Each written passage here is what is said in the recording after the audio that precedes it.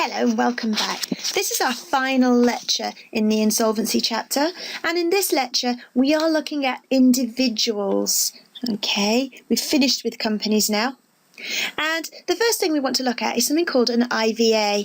Now, these are being encouraged at the moment as an alternative to bankruptcy.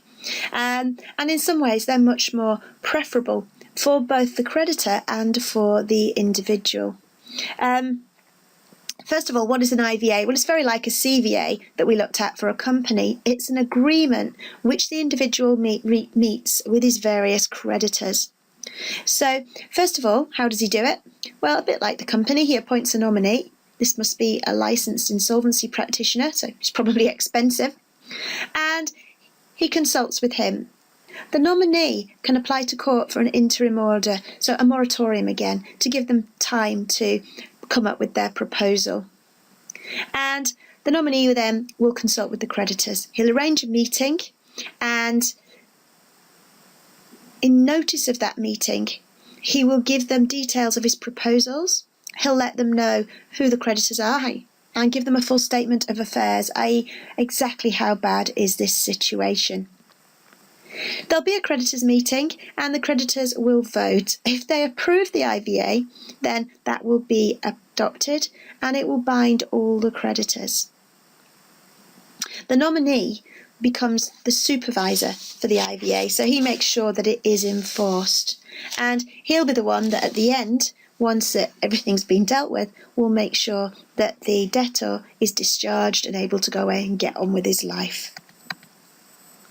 Now, if the nominee thinks that you're not really working with him and you're not following the terms of the IVA, he can still apply to court for you to be made bankrupt. So just because you've made an IVA, it doesn't mean you're out of the water.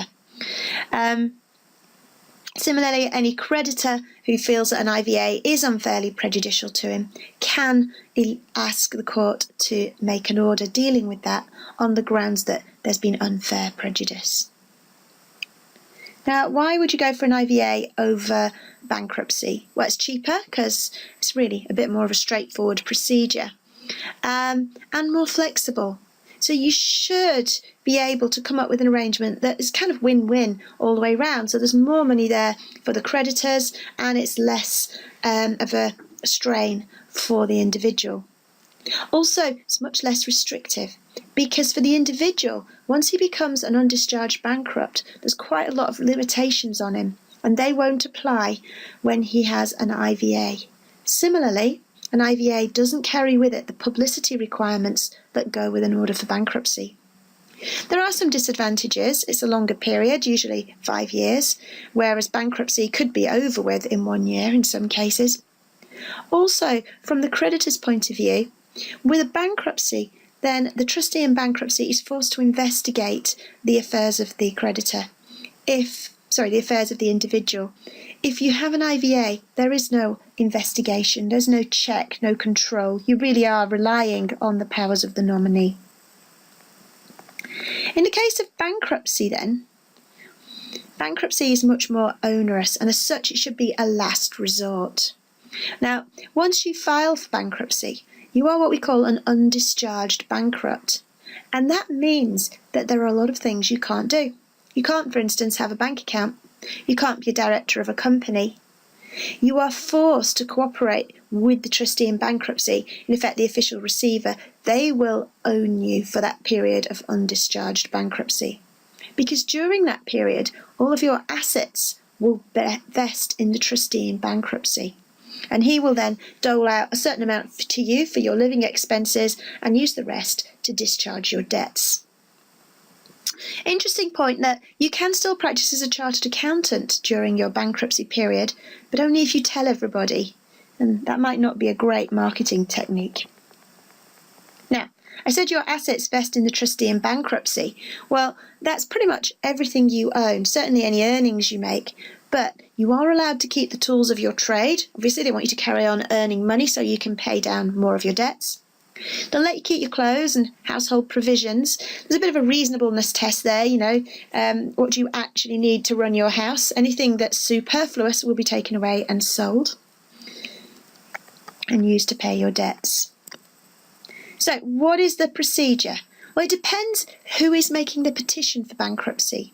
Quite often it'll be the individual. They'll find themselves so deep in debt that all they want to do is declare themselves bankrupt because they see that as the only way out. However, the court will not make a bankruptcy order if they think that an IVA is a better remedy.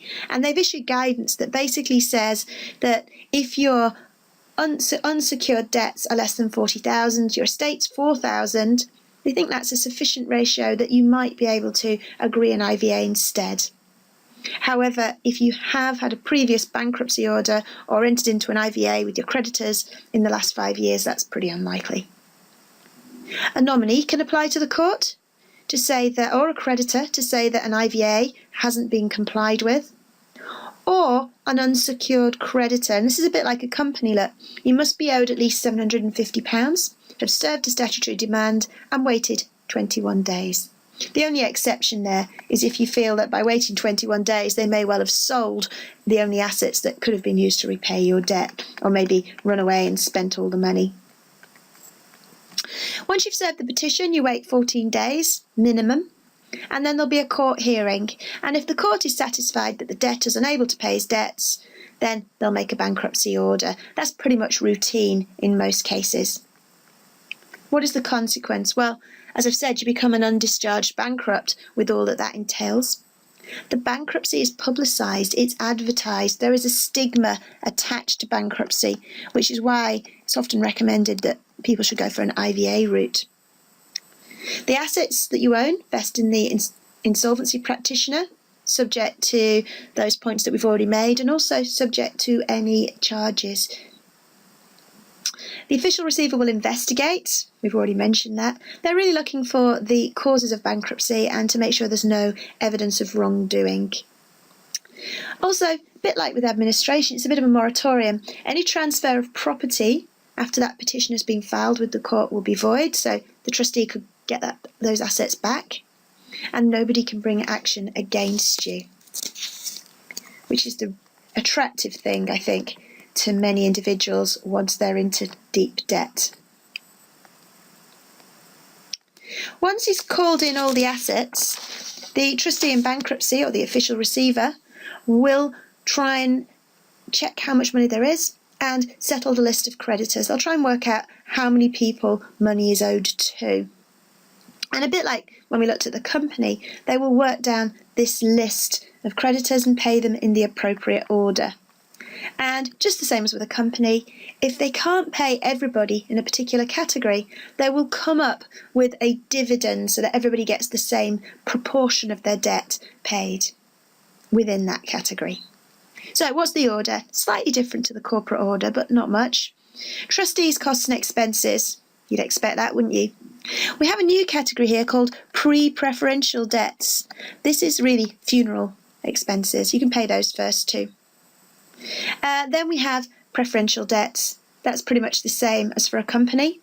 Then ordinary debts, so unsecured debts. Interest up to the date of bankruptcy. Postponed debts. This is really debts owed to a connected person. So, for example, as in the notes, the bankrupt spouse.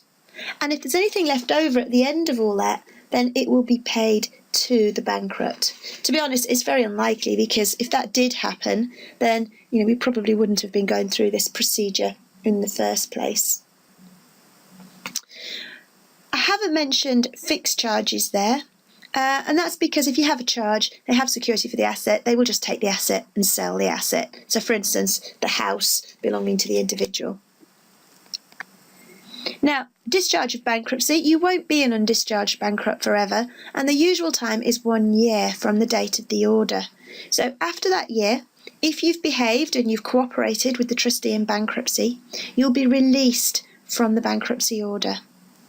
Now, that period of 1 year can be extended if you haven't behaved well, and also restrictions can be placed on you. So you are discharged, but there are certain things you still can't do. Sometimes they might agree an undertaking instead, so you promise not to do certain things rather than having a formal order go on your record. At that point, you're effectively free. All debts are discharged, all restrictions are lifted. It's as if you have a clean slate, sort of, well, almost, because there is still an effect on your credit history, and it can still cause a lot of problems for individuals, which they don't always envisage when they enter into an order for bankruptcy. They think it's going to be an easy way out. It quite often isn't. Okay, so that brings us to the end of Chapter 8. I hope you found it interesting. I know it is a little bit long and tedious. Have a look at some of the questions. There's a few in your textbook, and then of course there's quite a lot in your question bank. And as always, if you need any help, contact your tutor.